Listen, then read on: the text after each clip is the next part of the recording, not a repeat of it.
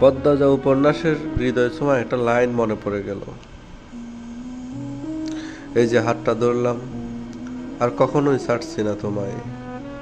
তুমি চাও বা না চাও, পরপারে দেখা হলে আমি আবার পিছু নিব তোমায়।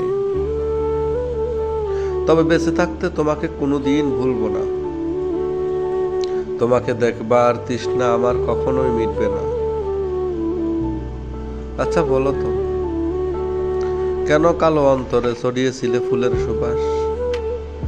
আমাকে ধ্বংস করার জন্য কি অন্য কোনো অস্ত্র ছিল না তোমায়? আমি নিষ্ঠুর, তুমি মায়াবতী। আমি ধ্বংস, তুমি সৃষ্টি। আমি পাপ, তুমি পবিত্র। এত অমিল কেন হলো আমাদের মিলন? তাহলে কেন ছেড়ে চলে গেলে? আমি তো চেয়েছিলাম সারা অঙ্গ কলঙ্কের জ্বলছে যাক, তারপরও তুমি আমার পাশে থাক। কিন্তু দিন শেষে তুমি আমাকে কি শিখাই দিলে? আসলে আমি ভুলে গেছিলাম। স্বপ্ন ছাড়েনি একটা উক্তি ছিল, জীবনে কত রকম মানুষের সাথেই না পরিচিত হলো, আবার কত মানুষের চেহারাটাও বলে গেছি।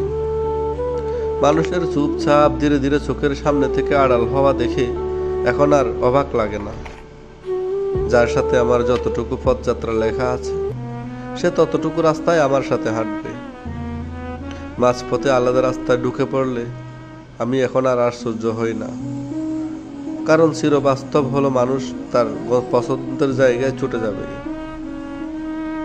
কে চলে গেল, কেন চলে গেল, এসব কারণ আর খোঁজা হয় না।